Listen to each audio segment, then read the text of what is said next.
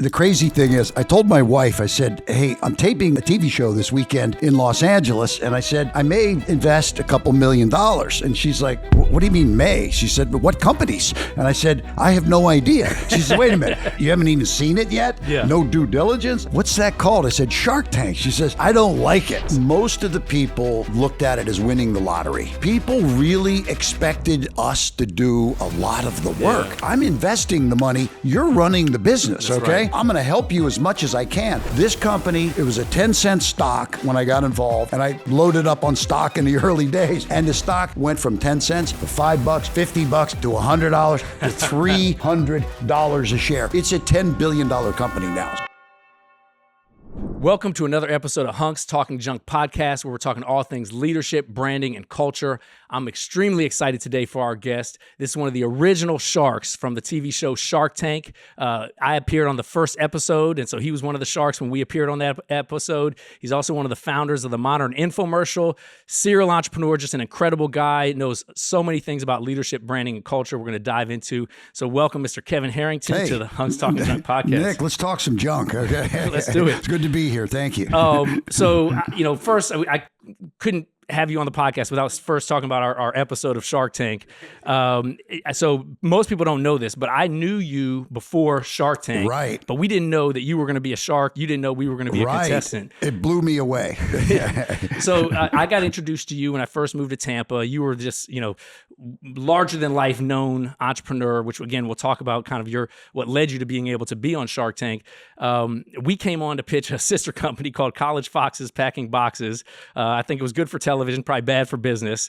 And I remember walking out there and almost like deer in the headlights, seeing you like, oh, it's Kevin Harrington. We know him. I was just going to disqualify us from the show. Yeah. So talk about those early episodes. Doesn't have to be ours specifically, but like, what guidance did they give you? What did you think you were getting into? Yeah. So the crazy thing is, I told my wife, I said, hey, I'm taping a TV show this weekend in Los Angeles. And I said, I may invest a couple $1 million. And she's like, what do you mean may? She said, but what companies? And I said, I have no idea. She said, wait a minute. And within days, you're going to be investing millions in something you have no idea what you haven't even seen it yet. Yeah. No due diligence. I said, well, that's the show. People come out, they get 3 minutes to pitch, and I get 3 minutes to make up my mind whether I'm going to invest. Yeah. And she said, what's that called? I said, Shark Tank. She says, I don't like it. Okay. And she's like, do you have to do this? And I said, Crystal, this is Mark Burnett. This is the guy that does Survivor. And she said, but wait a minute, Survivor. She said, don't they do crazy things to those people? Are they going to do crazy things to you on Shark Tank? What is it? The Shark Tank, right? And so the funny part of that is Shark Tank in the first episode, if you remember, there were live sharks coming through those tanks. And because the concept was, if you didn't get a deal, you get thrown into the tank with the sharks. Okay. And they actually never did that. But after we did the original shows, the pilot and those first segments, they said it's too expensive to bring live sharks in for all the tapings and keeping them fed and all of that. So they just went to animated sharks. That's right. So now you'll see animated sharks in there, big tanks. But bottom line is, we didn't know what to expect. We didn't know what companies were coming out. They didn't tell us what. In fact, during the taping, in between segments, I got up and they were setting up the next product. And so I'm out there talking to the people and this and that. Kevin, you're not allowed to see this before we do it. And I'm like, oh. So they said, please back away. They wanted the element of surprise. Yeah, and then they put curtains in front of us. So, but of course, when you came walking out, I said, I know Nick Friedman. Geez, this is unbelievable. That I said, but is this going to be a problem? So what happened was this: after the taping, I disclosed. I said, look, I just want a full disclosure. I know Nick. I've met him before. We don't have any business together currently, but I have met him. He's from Tampa, et cetera. And they said, oh, that's okay. Legal approved, everything going forward. But what happened in the future, and for the first couple, for the first year, they encouraged us to actually bring deals to the table. So if you remember the Cactus Jack segment, okay, he had the Body Jack. It was a fitness product that helped. It was an assisted push-up machine. Yeah. Well, I knew Cactus, had been doing deals with him for years, so I introduced him to Clay Newbill, the producer, and Clay said, we want to put him on. Yeah. And they did. But after a few of those kinds of deals where Barbara and myself and a few of us had, made introductions, they thought, wait a minute, this may not be a good idea, knowing about the deal ahead of time. Right. And they actually, legal came out and said, no, the shark cannot have met these people before. There may have been some discussions, maybe even some deals made in advance or something like that. And they just said it's just prone to allowing for something that shouldn't happen. Okay. So I think we got lucky. I mean, when I first saw you on the show, when we walked out, I thought to myself, almost a little bit of relief, like, okay, he won't leave us out to dry, right? Like even if we bomb our pitch, he's going to maybe kind of give us a little bit of lifeline. And of course, we didn't know. I always tell people we didn't know these sharks were, yourself included, were going to become TV celebrities. Yeah. At the time, these were just business guys. Yeah. I didn't know had no idea. I didn't know Kevin O'Leary was going to be this kind of Mr. Wonderful guy. So I just thought he was a jerk when we walked out there.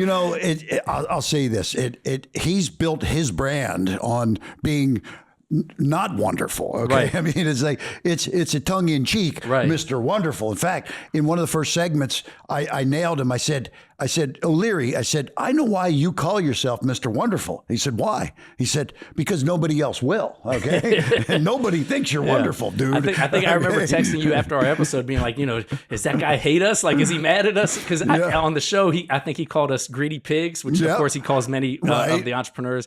And I still have this, thought in the back of my head, because he said, you'll never make it to this side of the table doing a deal like you're offering. And so I'll tell you something right now, you will never, ever, either of you, get to this side of the table doing a deal like that. Ever. You and I need to go pitch Clay and the producers to have us come back on the show as guest sharks. And be there like, hey, you go. Surprise, Mr. Wonderful. Have the curtain come up and us be there waving to him. Be like, hey, we made it to this side of the table. It'd be good for them to play the quote. Exactly. You're never going to make it to this side, then here you are. Yeah, right. That's right. Yeah. No. It was. We didn't know what to expect. And by the way, I was a little bit put off in the very beginning because the rules that they told us as sharks, they said, okay, this is how it works. The people come out, you give them 2 minutes to do their pitch, no interruptions, and then you ask questions, okay? Well, I don't know in your segment if O'Leary was pounding on you right away, but the very first segment we did, the person came in, and then within 20 seconds, he's battering them this way, that way. And I'm like, dude, we're not supposed to be asking questions. You're taking, he was building his brand. Well, that's the thing. Okay? And so I got some grief because when he said he was out, there's a quote on me on the episode saying, well, that means you get to stop talking, right? And I didn't mean it to be that sort of insulting, but it was like, hey, dude, you're pulling the air out of the room. You're stealing the opportunities from these other sharks who might be interested. Exactly. So that's kind of how I felt. And how did you get selected for the show? I mean, obviously, again, we're going to talk about your rise to a business success as an entrepreneur. But how did Mark Burnett so Mark tag he's you a very as somebody smart I want to guy. have him? He hired some independent consultants, I think, and to attend about 5 or 6 trade shows. They went to because they're looking for products to go on Shark Tank, right? What they did when they got there, they just started networking around saying, hey, we've got this new show coming out. We need business advisors and that invest in deals. And who would you recommend that we talk to? So they went to these 5 shows, and I attend all those shows. I speak at all those shows, and so I got a tap on the shoulder. Yeah. Hey, Kevin, we work with Mark Burnett, and he's got a new show coming out. He'd like to talk to you. Okay. And I said, why? I said, what's it all about? He said, well, Shark Tank. Because you were behind the camera. I mean, we're going to talk about the infomercial, but you were behind the camera all the way up to this point. For 40 some years, we'd shot over 1,000 infomercials behind the camera. Right. And now I'm going to be on the other side. He said, look, this came out of Japan. It was called Dragon's Den. And you're probably familiar with that, right? Yeah. That there was another format, right? So Dragon's Den was in Japan, in England, and in Canada. That's right. Okay. And so O'Leary had been on the Canadian show. So he was experienced. So he had some experience. Yeah. And we all of us were like, if a segment was 8 minutes, O'Leary was trying to get 6 minutes of that time himself, okay? Kevin, we're supposed to let them finish the pitch before we interrupt, That's okay? right. So anyway, actually, somebody from ABC came down. Kevin O'Leary, come over here. And they're huddling with him. We're trying to empower entrepreneurs here. We don't want to be battling with them. That's right. You know, but he chose to be a battling kind of guy. But so anyway, Mark, I go to LA, and when Mark told me, I said, so Mark, what is Shark Tank? And he's like, well, Shark Tank, I said it before, you get 3 minutes. The inventor comes out, 3 minutes to pitch. I get 3 minutes to make up my mind. And I said, Mark, if that's what you call a shark, then I've been a shark for 40 years. Yeah. He said, what do you mean? I said, I go to the houseware show. I take pitches from product owners. I go to the hardware show. I take pitches from hardware product owners. I go to the beauty show. I go to the kids show, the toy fair. And I've taken tens of thousands of pitches in my life, right? He's like, oh my God. He said, well, guess what? If that's what you do you mind auditioning? And I said, no, let's go. So, he says, okay, meet us in 1 hour. I'm going to have ABC executives here, my team, my producers, and we're going to film you taking pitches. And so that was it. You had I auditioned. Yeah. And you had 2 incredible seasons. I mean, really put the show on the trajectory that it's now been 15, 17 years. Talk about the departure. I mean, I always had in my mind, was it because Lori came in and she was another infomercial person? Was it because Mark Cuban came in and he was the superstar and they needed to make room for those? There was two forces that brought me to say it's time to move on. Number one, if you talk to all the Sharks, the first 4 seasons were very tough on the deals. In other words, I gave a lady $500,000 for half of her company. She closed the doors in 6 months. Okay, so $500,000. I got her on Home Shopping Network and did all these things. You're writing these checks, and I'm writing the checks. And so I invested $2 million in the first season. None of them took off. Wow. Season 2, because keep in mind, nobody knew what Shark Tank was. You didn't even know what it was. I don't know how you got recruited to be on the show. We answered an ad in, I think it was Entrepreneur Magazine. It was like looking for entrepreneurs to pitch an idea for a TV pilot. First season, they only had 2,000 applicants. So they had to take 200 from 2,000. That's 10%. Okay? Now, second season, they had 200,000 applicants because the show was now on the air. Everyone wanted to go on. So, and then Mark Cuban came along and he said, you and Mark are going to split this seat and we're going to see how things go. First year, all the Sharks in 10 episodes only invested. I invested $2 million. It was about $5-6 million. I actually was one of the top investors in the first year. Second season comes. Mark Cuban, in his first week, he did $5 million of investing. Big and bank. they're like, wait a minute. Mark is, when Mark came in the first day of taping, he's like, I'm going to fire my accountant. And we're like, what's the problem? He says, well, I pulled some money out of the ATM this morning, and there was a $17 million balance in my checking account. He said, that guy's done. But we're like, okay, Mark, screw you. You and your 17 million, right? That's right. It just happened he was upset ATM, about right? that. It's too low for him. Yeah. So in the early days, he said, I talked to every one of my investments on a weekly basis. Wow. And at that time, he had 20 deals. I'm like, how do you, it'd be like talking to each one of your franchisees every single day. Every 200. single, That's what I was going to ask you. So, like, how much is do the contestants, whether it's on Shark Tank or off, those who you invest in, expect you to be involved and active and help versus like taking the ownership? Like, hey, this person is going to be a facilitator, maybe a coach and mentor from time to time, make some introductions, but I still have to own this and lead this business. Most of the people looked at it as winning the lottery. And like, okay, I got a shark. I got a shark. I got $500,000. People really expected us to do a lot of the work. Yeah. And I said, I'm investing the money. You're running the business. That's okay.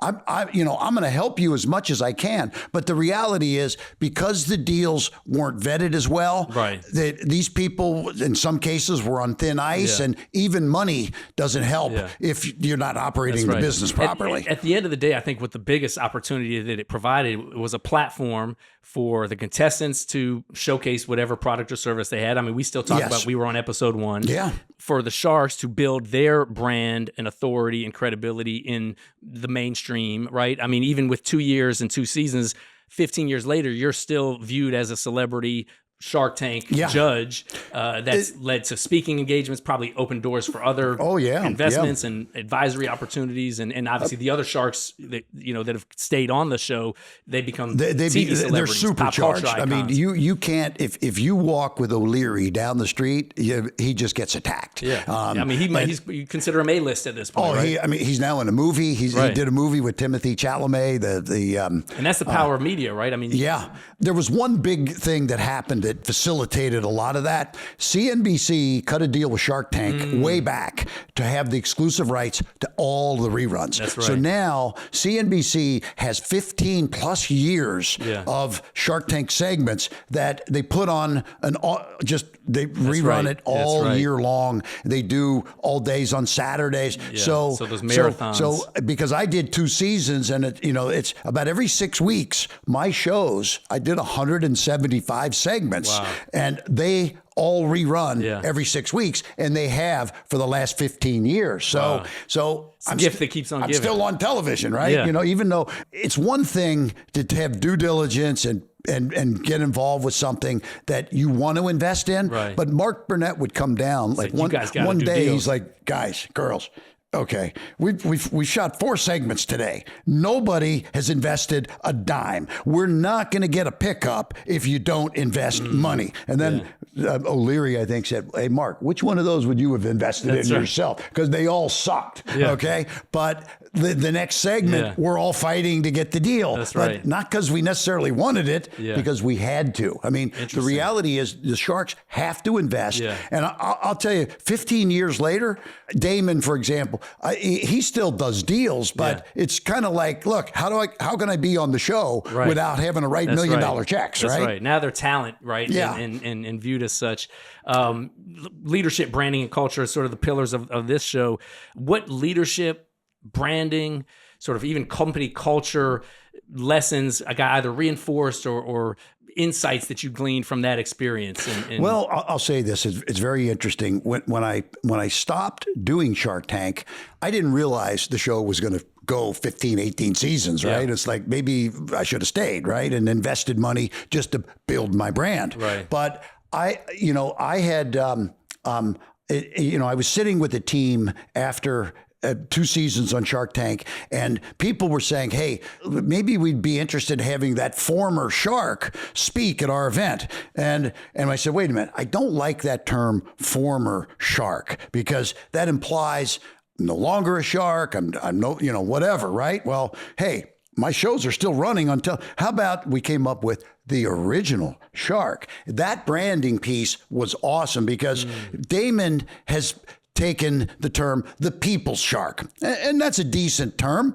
but here is a show. Mark Burnett owns Shark Tank with Sony, because it started in Japan with Sony. It started there, but Shark Tank is now in 100 countries. Right. Okay. And so like when they launched in India, they ran all the original episodes first. Wow. So I'm getting tens of thousands of people from India calling me. Now I was speaking in India, and I was going to New Delhi and Mumbai and speaking, and then I'm speaking in Dubai. And so Shark Tank, there's Mexican sharks, there's Israeli sharks, there's South African sharks, there's Australian there's 40, give or take, versions of where they have local sharks in many of these countries now. How has the show like that talk about in the U.S., but we're now obviously globally, just sort of transformed this notion of entrepreneurship. Because like when I was growing up, entrepreneurship was viewed as and this will be a good segue for us to next conversation or next question I'm going to ask is about, your pre-Shark Tank journey, because you were kind of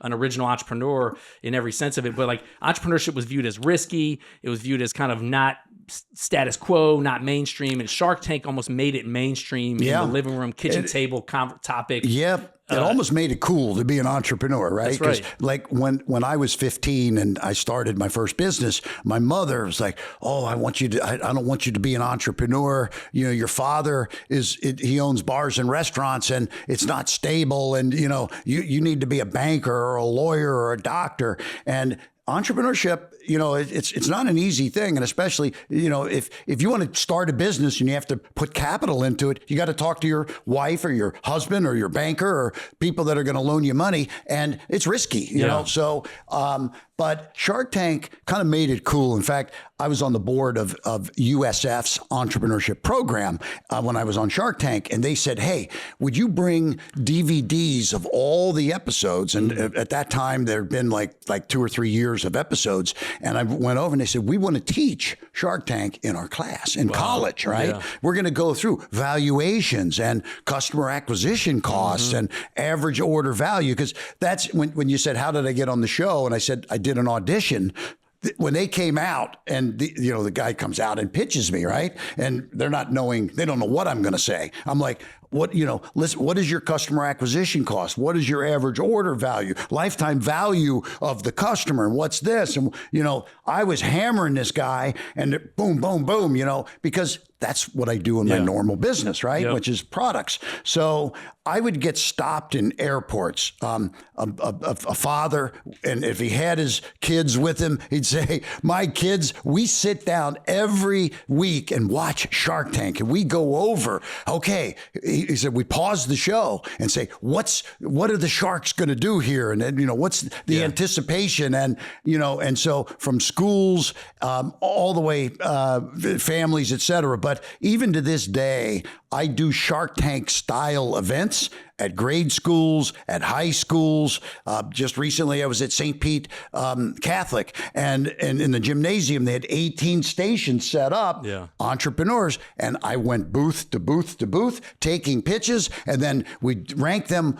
We picked the top 3, got prizes and cash, and so Shark Tank is really being used all across the board now. Yeah, I think that's what's pretty cool about it, is this sort of made it sort of more ubiquitous and mainstream and accessible. To your point, it doesn't make it any easier to be an entrepreneur. Right. You mentioned, some of the folks you invested in just thought they were going to, coast on your credibility and money. And there's far from that. I've been, growing this business for over 20 years. I call it a 20-year overnight success and compound effort. But let's talk about what ultimately got you so successful to be asked to be on Shark Tank, which is, I think you've been described as kind of the godfather of the infomercial, the as seen on TV concept, and all the products that people might remember from the 80s and 90s, the Tony Little exerciser, the Ginzu knives, the Foreman grill, like the stuff you see on TV. Yeah. How did you, I would say, invent that as a platform for marketing and so I'll just start. I mentioned when I was 15, I started a driveway sealing business in Cincinnati, because if you had an asphalt driveway and you had cracks and the water got in there and then froze, it would triple the size of the crack. So I'm knocking on doors. Hey, let me put some filler in there and then I'll beautify your driveway. I was doing 10 a week. I was 15 years old, and the reason. I grew up in a neighborhood. We had the most least expensive home in a nice neighborhood, and the guys at the top of the hill were living in these big mansions, and the chairman of Kroger's son we went to school together, but when he turned 16, he got a beautiful sports car as a birthday gift, Me, I had to earn it, so that's why I was out hustling. But as a entrepreneur in the early days, I started a driveway sealing business. Then I started in college. I had to pay my own way, so I started something that had to go go year round, heating and air conditioning. So I was selling furnaces and air conditioning I didn't realize systems. this. We started kind of from the same place, right? We were doing junk removal and moving. You were doing driveways and heating and air. Driveways and heating and air. And so what I did, I bought all the new homeowner lists from the courthouse, and we called them. When I was in school, in college, I had telemarketers calling, hey, congratulations on the purchase of your house. We have a free gift. We're going to teach you how to use the furnace with that thermostat, and we're going to clean your furnace for free. When can we be out? And we'd send guys out all day long, and then, oh, this lady wants air conditioning. They need a new furnace. They want a humidifier. Yeah. I would then follow up and do the sales at night. But bottom line is, those were income-producing entrepreneurship opportunities. And then I'm sitting there watching cable television, and it was 1980, early 80s, and all of a sudden, 30 channels. You had CNN and HBO and MTV, and I get to the last channel. It was Discovery, and there was nothing on. It was just these bars. So I called the cable company. I said, look, I love the 29 channels I'm getting, but I'm paying for 30. Why is there nothing on channel 30? And they said, oh, Discovery, it's a new channel. It's only an 18-hour-a-day channel. They don't have a budget for 24 hours. So I said, so the 6 hours is nothing? And they said, yeah. I said, can I come down and talk to you guys? And they said, sure. So I did. And I said, I want to fill that time and let's split the revenues.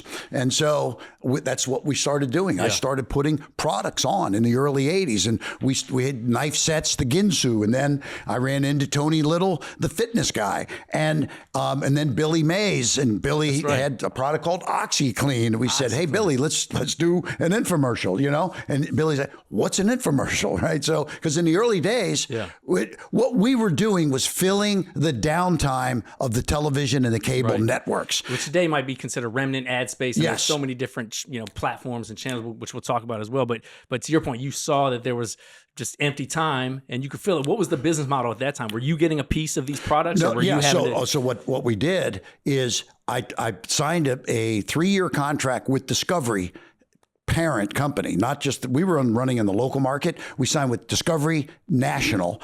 We owned from 3 a.m. to 9 a.m. for 3 years an exclusive contract on the Discovery Channel, 6 hours a day, $365,000 a year for 6 hours a day on Discovery. Wow. It was generating $28 million in sales the third year for $365,000. It's better than a Shark Tank deal. That is better than a Shark Tank deal. But in 1989, I went to an international trade show in Cannes, France. It was the Cannes Film Festival.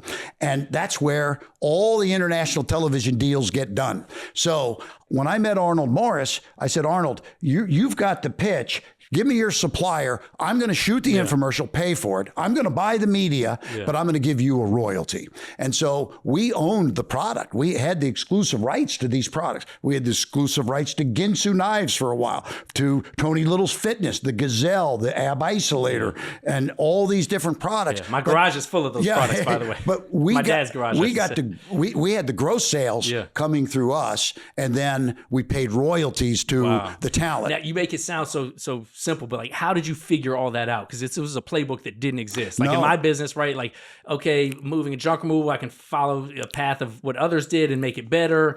Franchising, our franchisees follow our systems. Like you basically had to pioneer this whole new world. So I watched Arnold Morris at the Philadelphia Home Show do a demonstration of the Ginsu knife, and he was turnkey. It was like a 15-minute pitch, and when he was done, not only did I buy, but so did about 60% of the people bought the Ginsu knife set at the home show. I watched him do it a second time. It was the exact same words. Yeah. A third time, the exact same words. I said, this guy's been doing this a long time. When I got talking to him, I said, Arnold, that is the greatest sales pitch I've ever seen. He says, kid, what do you want? I'm busy. You're bothering me. I said, no. I said, how long have you been doing this? He said, I've been doing this 15 years. The same pitch? Yeah. He says, I'm at the Philadelphia Home Show today. Next week, I'm at the Iowa State Fair. 42 weeks a year, I'm on the road. I said, what if we could film it once? And instead of being in front of 10 people all day long, 40 weeks a year, we run that pitch on television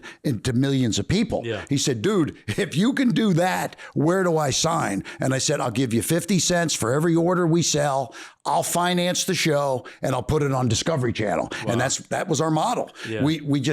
I shot the Ginsu show for under 10 grand and it did hundreds of millions of dollars. Okay. And what makes a good pitch? What made him a good salesperson? What made the brands? That's a great question.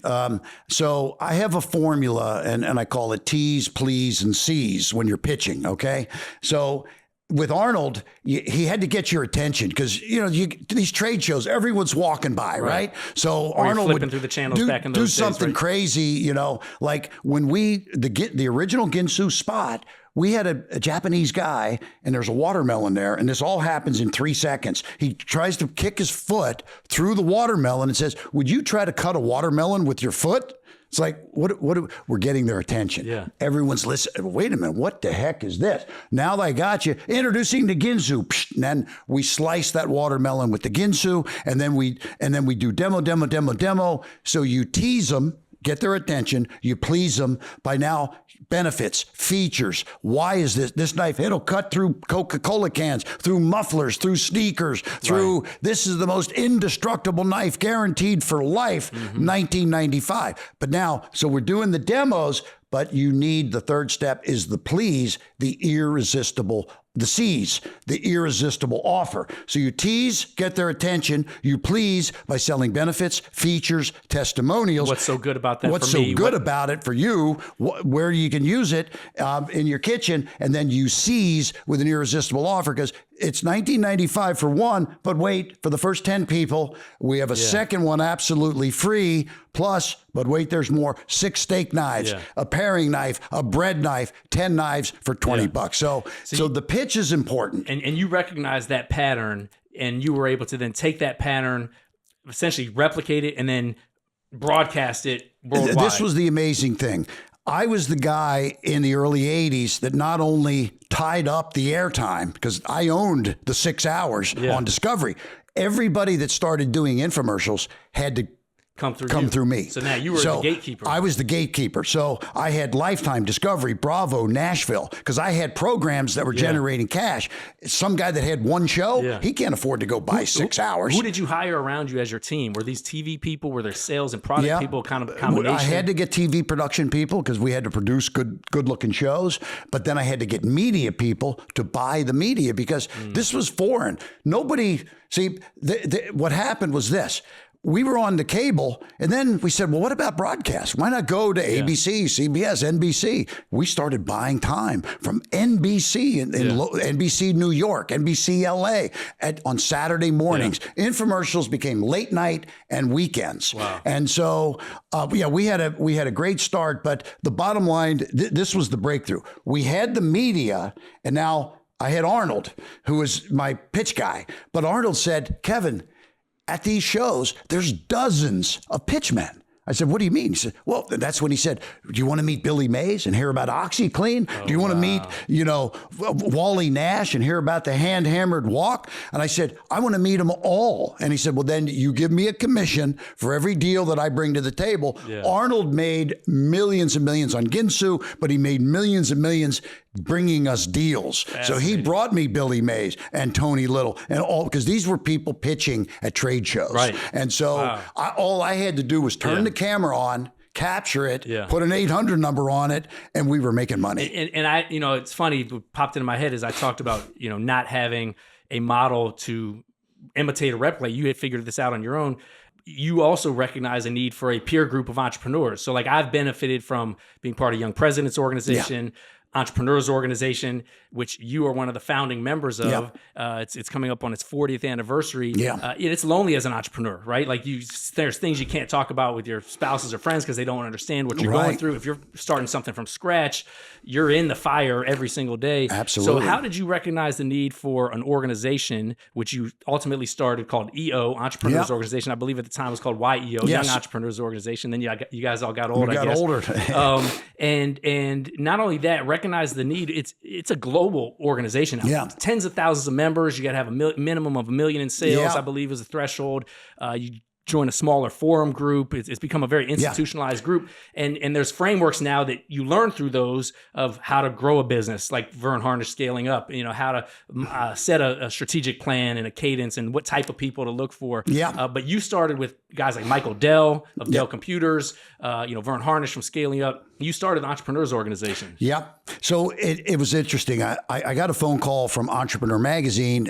They said, hey, can you come to LA? We want to do a story on you. And Vern Harnish was there, by the way. And that's when I met Vern. So I went out, the photographer, and we get in the car and he says, dude, what did you do to get the cover of Entrepreneur Magazine next month? And I said, what? He said, I'm shooting the cover. He said, they didn't tell me anything about that. This is back in 1985. So I said, wow. I said, what did I do? I don't know. But I said, let's hope I get the cover, right? Yeah. So they shot a picture of me in downtown Beverly Hills. And that was what they used for the cover shot in November 1985. But I met Vern Harnish, and Vern said, Kevin, you're an entrepreneur and you're doing all this stuff. He said, I had a nonprofit called ACE, the Association of Collegiate Entrepreneurs. And he said, but now I'm graduated and I think we should do ACE for young entrepreneurs out of college now. And I say, what are you going to call it? He says, YEO, the Young Entrepreneurs Organization.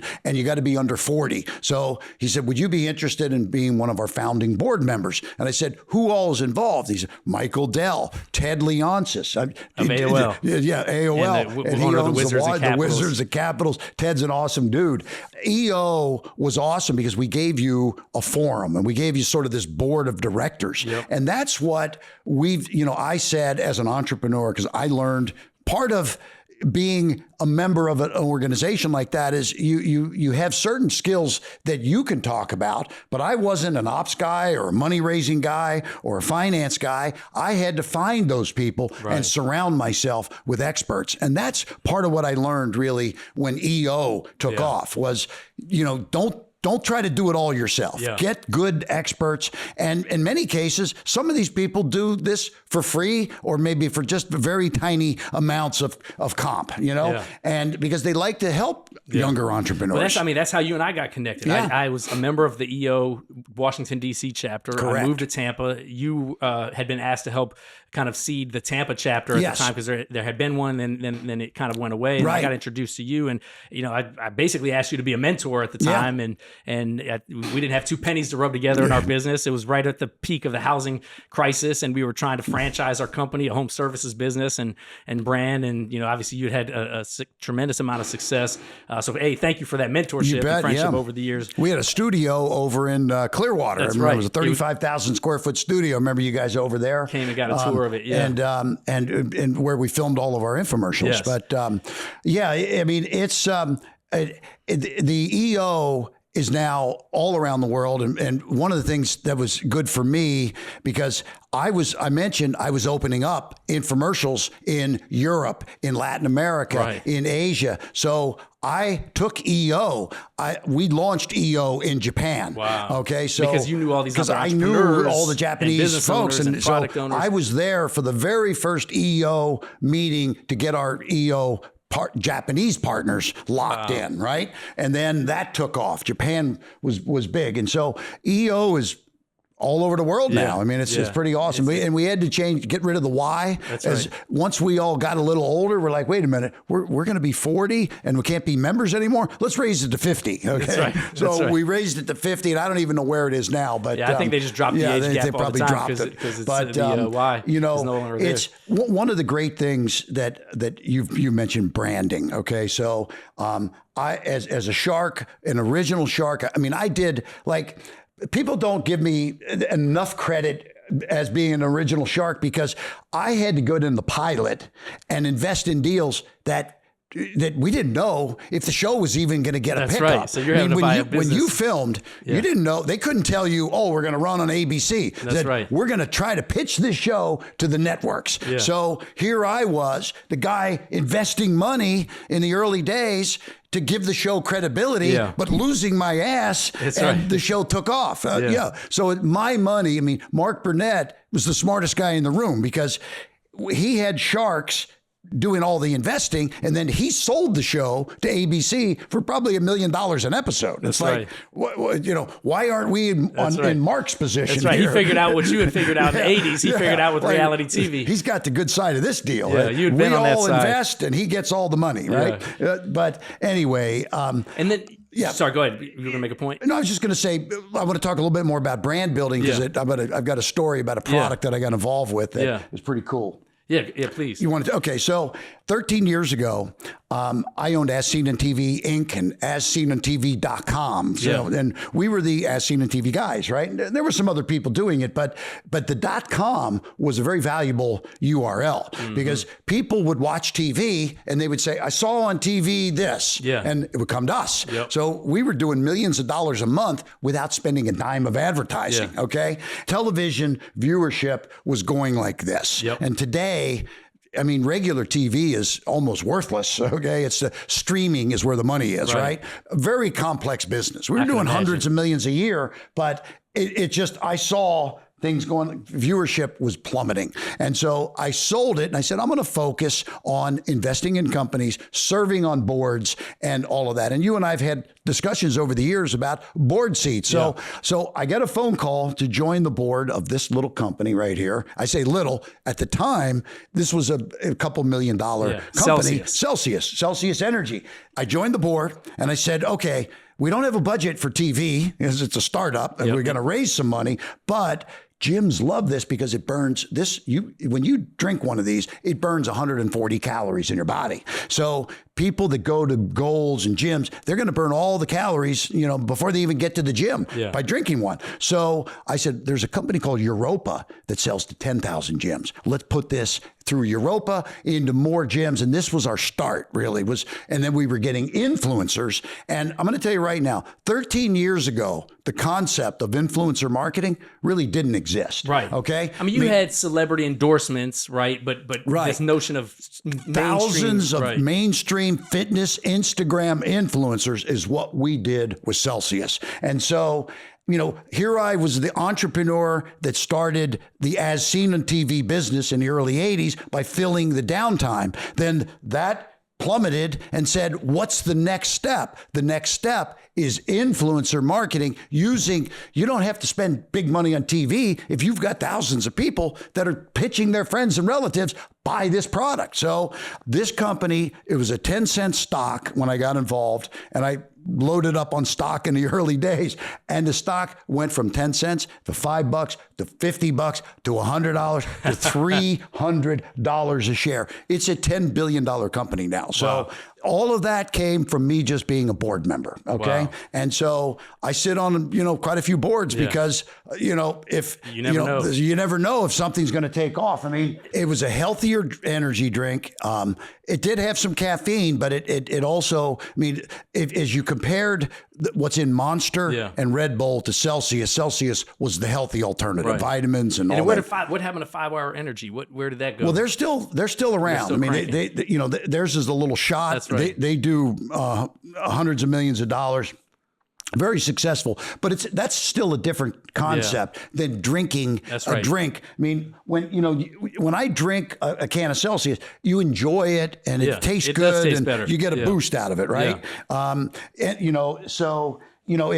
say to entrepreneurs today, get a board, bring a board of advisors together. And look, if you only got 1% of Celsius, that would be worth $1 billion because $100 million rather, because the company's worth over 10 billion, right? So, you don't have to have big pieces of companies to be able to create some wealth out of those opportunities. How hard is it for a brand like that to maintain its success, or is everything cyclical? To your point, you saw TV kind of going up and down. Yeah. You had to find the international, does that kind of ebb and flow go with every business? Yes, it does. And so it's one thing we got that stock up to 300.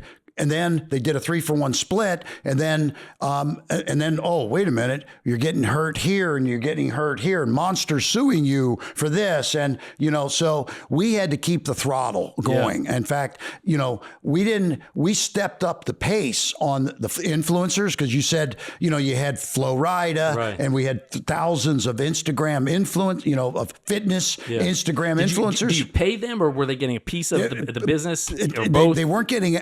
Flo Rida got equity because he was doing a whole lot for us, going to trade shows and stuff. But there was a compensation model, but there were some influencers that didn't get paid. They just got free product. They got free product, and they just wanted to be able to say to other companies, "Hey, look, let me show you my Celsius posts." And boy, did you see Celsius stock went from $1 to $300? So they could use that and leverage that. For their so they brand. wanted to be. When you're an influencer, they always ask, well, who have you influenced for so far? So if you can tell that story. The people that were involved with Celsius had a good story to tell. What was the case study? I think you told me that EO had you as a case study before Shark Tank about a rise and fall and rise Correct. again. What was that Babson story? College came to me when my company was that I started back in the early 80s was called Quantum International. And we went from 0 to 55 million our first year, 85 million our second year, 150 million our third year. I get a call from Babson, and they said, "Hey, look, we do case studies on companies. Can we do a case study on Quantum?"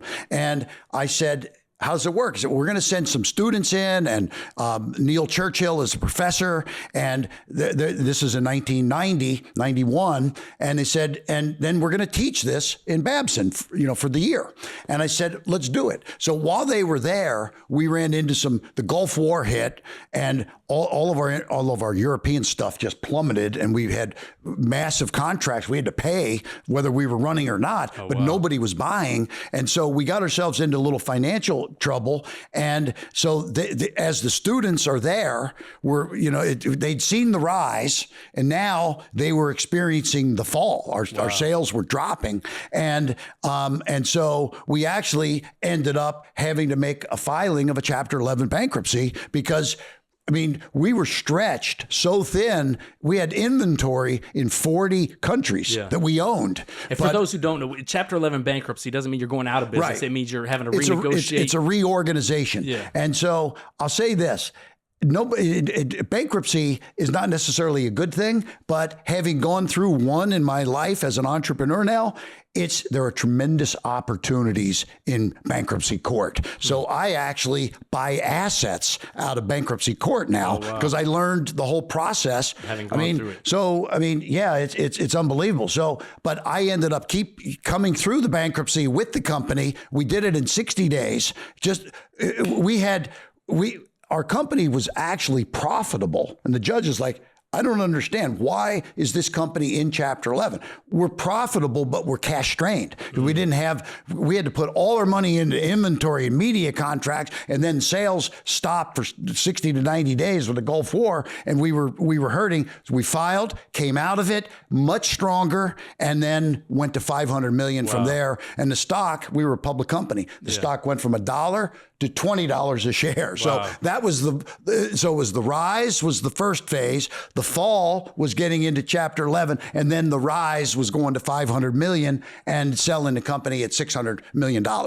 How did you lead through all of that? What was your approach with your team, with your investors? It's not easy going through a bankruptcy because you got to tell the world, you got to tell the press, the media, this great company that's high flying is now, going through Chapter 11. But, the bottom line is that, you have to be able to use the things that are available to you as a business person. And I didn't know what Chapter 11 even meant, but what it meant was we could kind of reorg and start over and do it the way we wanted. And by then the Gulf War was over and sales were robust and off to the races. So, but again, it was a very trying time for about 60 days because, when we went into court, there was biddings going on for the company. And so, I was on one side and we had competitors that were trying to buy the assets out from under me. And, and the bid just kept going up and up and up. And,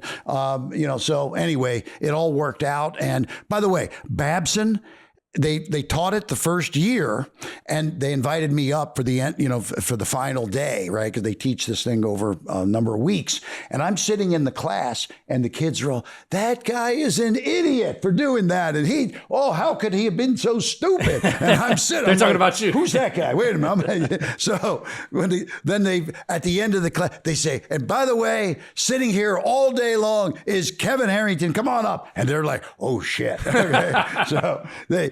But that was the first. They've been teaching it ever since. Really? Babson. Oh, wow. I go back to Babson every year since 1991. Amazing. And you got to share that with us if you don't mind. We'll try and put a link or something to that. That'd be cool. So now it's like they want me up there twice a year. I'm like, guys, I do Zooms or go up and if I can make it, I go in person. But it's pretty cool. People come out of that class and they call me and they're like, Kevin, that was an awesome story. But I bring them up to speed on where I am today too. So that's great. Yeah. What is TikTok Marketplace the modern infomercial? Yes. Is that like, because now I have my wife's cousin has started selling essentially plastic tumblers, but custom homemade. Yeah. And she goes on TikTok Live 4 hours a night. She has roughly 300 to 400 viewers a night. She's got 50,000 followers on TikTok. This happened in the matter of months, and she's making hundreds of thousands of dollars, I think. I mean, I can't validate that, but people are buying them left and right because she's on there and they like her. And it's unbelievable. and she's packaging them up and shipping them as people watch. So it has social media and TikTok in particular Live sort of made that the modern infomercial just micro infomercials. So this is I'll give you a quick analysis. HSN was a public company, $3 billion home shopping network, home shopping network here in our area where we live.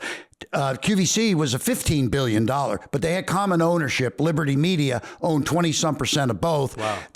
Liberty said, let's merge them. They merged them about 4 or 5 years ago, and together they should have been 18 billion, but for a while it went to 20 billion. It's like, wow, this is a good combination.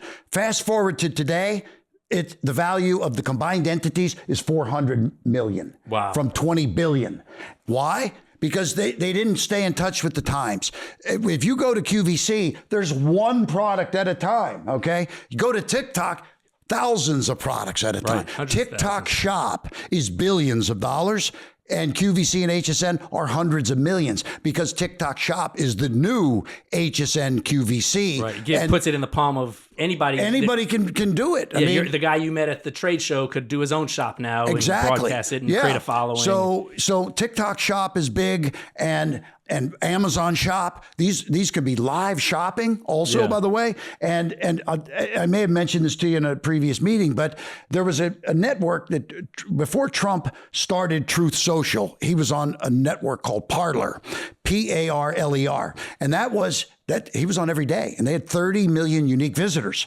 One day, Amazon was the cloud that hosted all of Parler.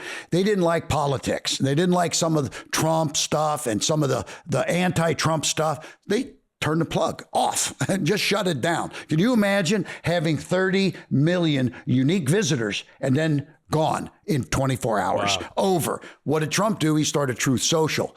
Myself and a group of investors have acquired the assets of Parler, and we're relaunching it in 60 days. We filed for a public offering. We've raised tens of millions, and Parler is going to be a new social media network from the past. We're starting with, we got 17 million unique visitors a month, and this kicks off in 60 days, the new Parler, and I'm in charge of Parler Shop as part of the venture. Wow. So this is exciting stuff because TikTok Shop is billions. Parler Shop is going to be billions, and I have an exclusive contract with Parler to execute all products. So we're really excited about the future of shopping via social media. And it's clear to me. I mean, you got as much energy now as when I met you and when I saw you on Shark Tank, almost 20 years ago. What keeps you grinding, burning through? Yeah. I mean, when I was younger, I used to think to myself like, "Hey, I'm going to build my business to a certain point, then I'm going to kind of put my feet up and relax." But but I feel like at this point, entrepreneurs don't retire. I've seen that and witnessed it through my mentors and in myself as well. At whatever level I get to, I want to climb the next hill. Right. Is that the drive for you? Is it the so fun? what's funny is when 13 years ago when I sold As Seen on TV, did very well with that that sale. I said I'm going to slow down and invest and be on boards. And but then my son, who's 38 years old, has been with me. He graduated Penn State about 17 years ago. He joined me out of college, and he came to me 2 years ago and said, "Dad, I want to really take, you've got a great brand and I'm a Harrington and let's go. I want to build a company." And so he said, "Let's build big brand ventures and we're going to take this and run with it. And we're going to do more Celsius," because Celsius was prior to all of that. So he talked me into being the chairman and he's the CEO. He brought in another CEO. And so I'm like kind of helping him out. But I said, "Look, I'll give you guys a little bit of money to get started, but then you got to do it all your own." And now he's like, "Dad, I got to make payroll. I got this. And so can you come in and help me?" So I'm actually working more in the last 6 months than I probably have in a long time. But I'm chairman of Big Brand Ventures, and I try to play golf 2-3 days a week.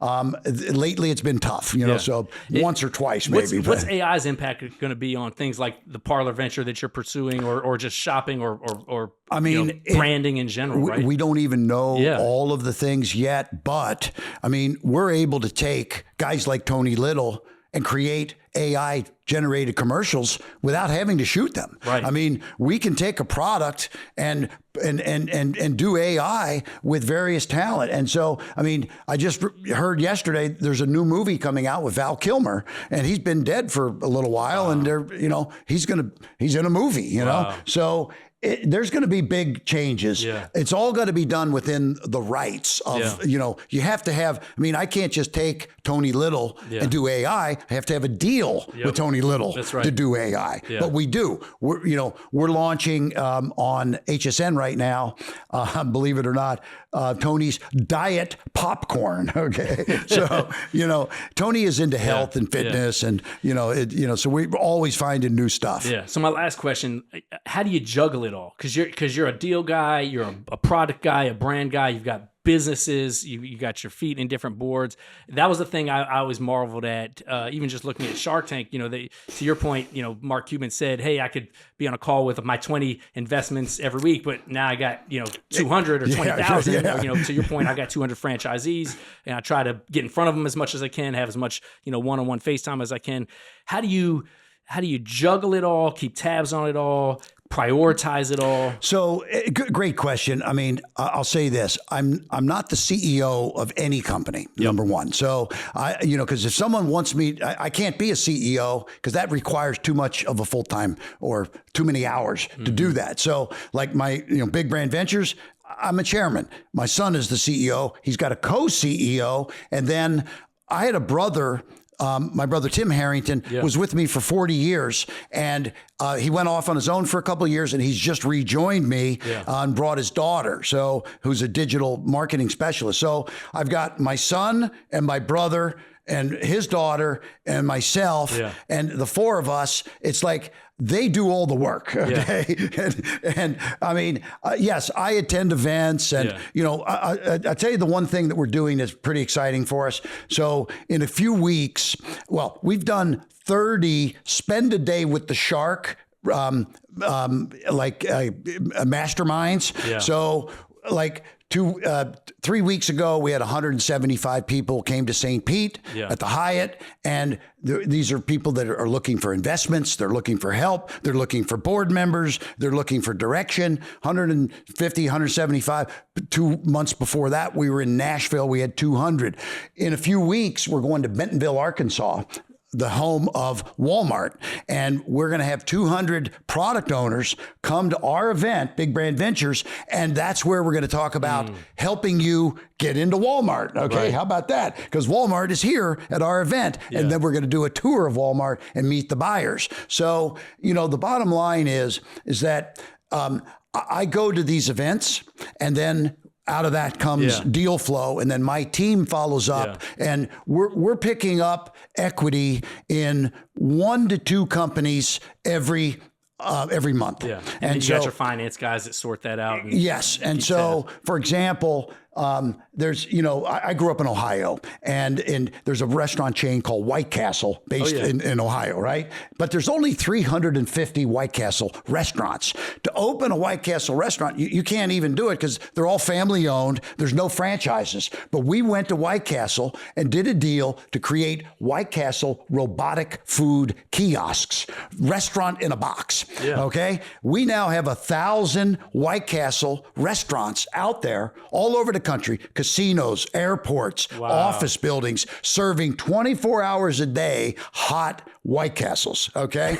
But we cut a deal with Nestle. We've got Nestle machines, and we've got a macaroni grill, and we've got, in fact, we had Jimmy Dean was in our office yesterday. We're going to have Jimmy Dean breakfast sandwiches, So this is a business I invested in. I sit on the board, and, I'm excited about the opportunity. Well, if the Celsius creates that much energy, you made a Celsius drinker in me. It was the tease, please. Is it tease, please, seize? Seize, yeah. That the irresistible offer, that's the key. That's the key. The irresistible offer at the end is the key. That's what actually gets them to pull out. Because too many people would come on. Why do people not get a deal? Oh, I want $1 million for 20% of my company. Like, where does that come from? Some people are just way off base. So I know I said my last question, but my real last question, since you mentioned, you're doing a lot of business with family now, brother, niece, son. How do you hold the team accountable while still maintaining the family dynamic? People always ask me about being in business with my best friend from high school for over 20 years. I always say the vision, values have to be in alignment. Got to communicate. You got to not hold resentments. Is there anything that you would add to that? It's been challenging here and there because you got young, and then myself and my brother have been in the business for 45 years. But the key thing is this, and when I look at the 4 of us, myself and my son, my son graduated with honors in finance at Penn State. I didn't graduate. I'm a college dropout. So my son and I were in business together for years, and we made a great team. Now, my niece, Amanda Harrington, my brother's daughter, she's a digital marketing expert and worked for a LA-based digital marketing company, was doing $200 million a year, and she oversaw 30, 40, $50 million campaigns. So she runs our digital marketing. So my son runs the finance. My niece runs the digital marketing. I'm the rainmaker. And then my brother is operations, fulfillment, customer service. So the good news is, fortunately, how it worked out with the family and my mother and father, we've got the mixture of all that we need to really build a successful business. Amazing. So we work together very well. Yeah. Well, Kevin, this was awesome. Surreal, sort of full circle moment for me to having known you before Shark Tank, been on the episode 1, season 1 with you as a shark, me as a contestant. I think we should figure out a way to go pitch Clay and Mark Burnett about having us both come back on as guest sharks. There we go. We can have give Kevin O'Leary a piece of our mind and a piece of our competition. Yes, that'd be great. And a lot of great lessons here. I mean, just the approach and ability to scout deals and scout opportunities and understand branding and leadership culture, which is what we talk about here. So really appreciate your time. And, hey, you bet. And congratulations on all the things you've done. When I first met you, you had a handful of franchisees.